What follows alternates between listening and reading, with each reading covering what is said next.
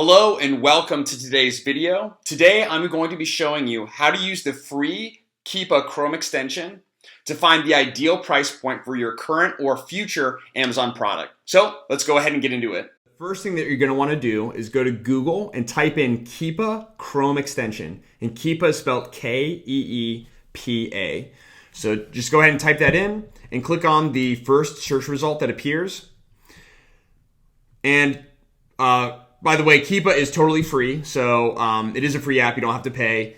And as you can see, you'll click on the button in the top right corner. Obviously, I've already added it, so I'm not going to remove it from my Chrome browser. But you'll go ahead and just click and they'll ask you a couple questions and go ahead and click through those. It should take literally about 10 seconds, and then you'll get an icon, this little kind of cross with a blue circle icon that appears in the top right corner of your browser. And once that's done, then go ahead and head over to Amazon.com and I'll show you kind of how to use it.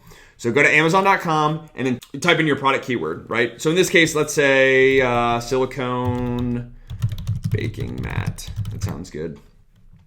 So let's say we want to sell a silicone baking mat, which I would advise against given the number of reviews that we can see down here, right? Extremely competitive, but good for the people who got in early. So as you can see, as we scroll down, there are a lot of different price points. We have, $16.95, $12.87, $8.38, $13.95. So a really wide range of price points, and this will very likely be the same case for your product, right? There are different types of products out there, different quantities of things, different design elements, different material that they're using, different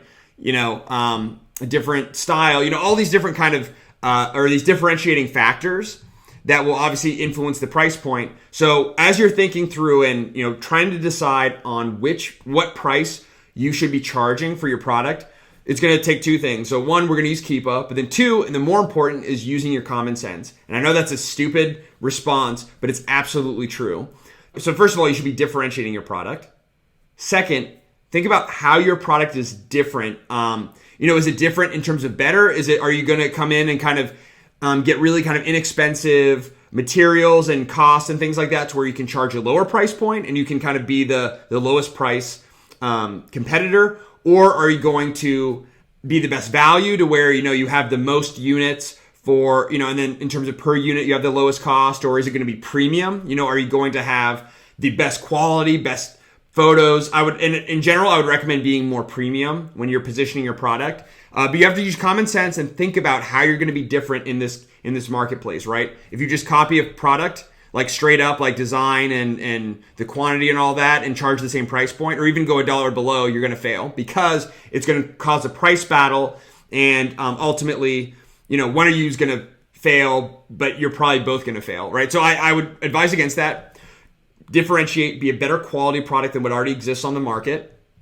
And then once you've done that, kind of thought that through, which is a very important step, is why I'm calling it out, then you'll want to click on the listing that is most similar to your product. As we can see here, we have, two sheets. We have three sheets that are all different sizes. We have one big one. Maybe we have one that has a certain type of design on it, right? And I don't know what this is, but there's a lot of different kind of designs and quantities and all that here. So go through and kind of choose whatever's most similar.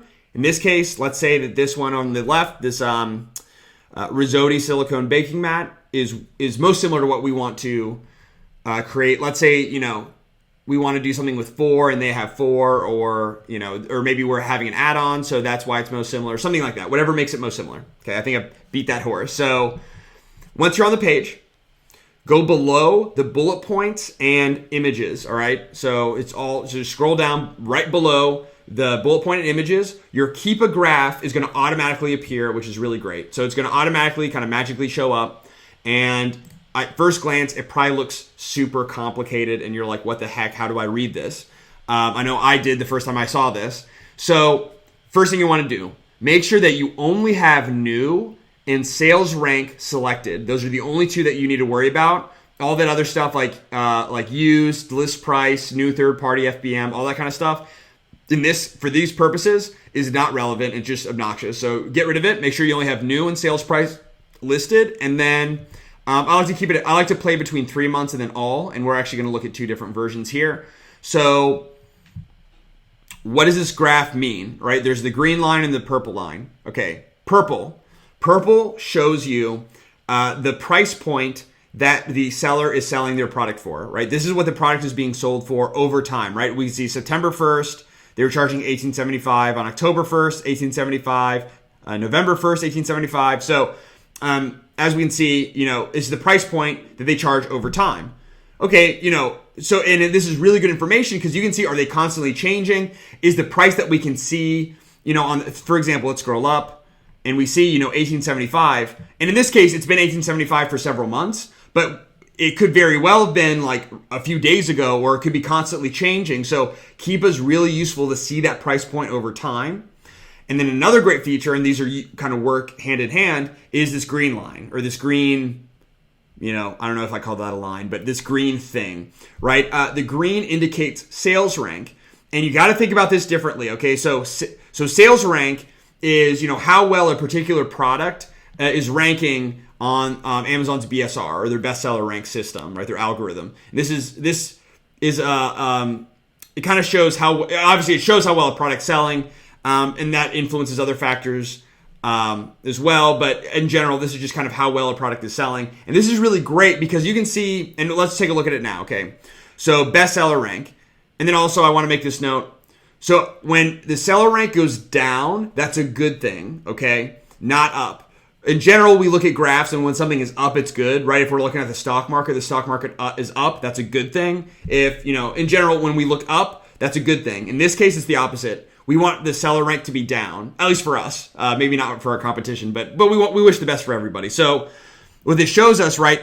Because if you're ranked number one, right, you're going to be really, really, really low, right? Because you're going to be ranked number one, which is at the absolute lowest. If you're ranked like 1 million, it's going to be very high. Okay, so when you're looking at this, as we can see here, a rank, right? If we're ranking, like if we're in the Olympics and we're competing, we'd rather rank, we'd rather be in place we'd rather be in 3,000th place than 6,000, as we can see up here. Okay, so you got to think opposite. The lower the line, the green line, the better. Okay, so let's go ahead and expand this out. So we're going to look at the entire selling history for this particular seller, which has been 339 days.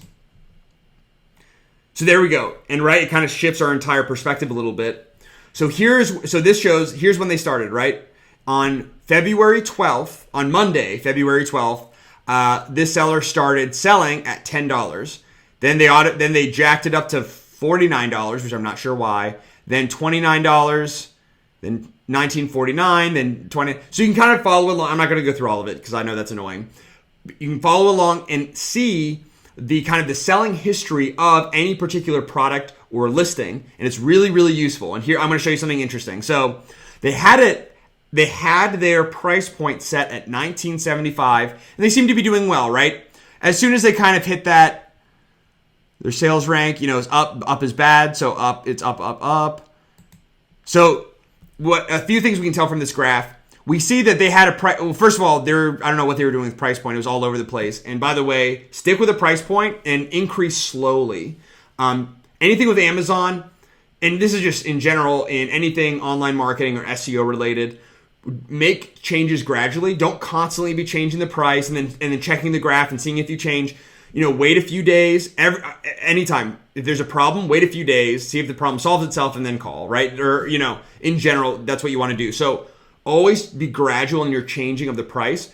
Set it and always go lower than higher when you're starting. In general, that's always going to work better. It works for me better at least. So, all right, back to the graph. As we can see here, they started, I should say, at 29 and went all over the place, and their sales rank wasn't very good, right? It's pretty high over here. But as we see, once they hit a price point at $18.95, so once they started charging around $19, their seller rank went from, let's look at right before, 24,000 to less than 9,000, right? So it went way low, which is great, right? The lower the better. So it went very low. Then they increased it a little bit and kind of went a little bit higher, but not super high. And then they kind of leveled out at $19.75 for a while. Then it looks like their seller rank went down. So maybe and again, seller rank is indicative, or it's correlated with your actual sales, right? Your seller rank and your sales. So weren't doing so well. So it looks like they kind of decided to drop their price point a little bit. So they dropped to $18.75, and they may have done other things as well, right? It's not just the price that influences seller rank, but it is a factor. So they lowered their price, and at the same time of them lowering their price to $18.75, if you can see, they went from 38,000, well, around the 30,000. Let's go 26,000. Then they ranked down to 4,296, right? So their seller rank went way low when they reduced their price, even just that little bit. So that's an interesting fact. So it looks like, remember what we saw over here, right? It kind of tells a story. 1895, 1875. If this is a similar competitor, so this is a price point that we want to consider starting off with. All right. So as we continue to look, we notice that they dropped their price to $16.75, and it had no positive impact on their seller rank, or very, very little. They kept going, raised it up a little bit. They, to $17.75, then to $18.75, and still not a big difference, right? There, if you lower your price and people are still buying, right, and not more people are buying, but about the same amount of people are buying, well, it's more advantageous for you to have a higher price point, right? If the same amount of people are going to buy at $18 than at $16, for example, you want to charge $18, right, for obvious reasons. For whatever reason, that I think it might have been a flash sale or something, went way low, still didn't affect their sales rank. Then they went back up to $18.75 and have stayed there. So as we can kind of see, right, a little bit messy, but the data tells a story, and the story that it tells is that $18.75, that's the price, that is their ideal price point. And if I have a similar product, this is ultimately the price point that I should be selling at. Now, you may go and think, okay, boom, got it, $18.75, that's my price point. Here's what I'd recommend. When you're starting brand new, you have less review, even though you might have better photos, better package design, you have a better quality product and all that, you're still new to the market. You're going to have less reviews than they do, and reviews are very, very important. What I'd recommend is starting at $1 or $2 below what your main competitor is selling at, and then gradually increasing that over time, like over a few days. Right within a week, maybe increasing it by $1, and the next week increasing it by $1 again.